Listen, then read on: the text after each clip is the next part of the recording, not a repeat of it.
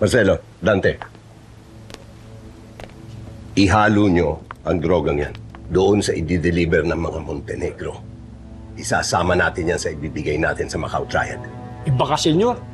Iba ka talaga mag-isip. Pagdating sa pera, utak ang pinaiiral ko. Nagulat ako sa inyo, Senyor Facundo. Sa mga Montenegro pala kayo nakikipagtransaksyon. Anong nakakagulat doon? Kilala ang mga Montenegro pagdating sa droga. At saka kailangan ko si Ramon at si Don Julio para lalo kong mapalakas ang aking negosyo. Opo, sa akin na lang dapat po siguro maghinay-hinay tayo sa mga Montenegro. Diretsuhin mo nga ako, Marcelo. Marami ka yatang alam tungkol sa mga Montenegro. Nagtrabaho ka ba sa kanila noon? Hindi po. Marami lang po akong naririnig.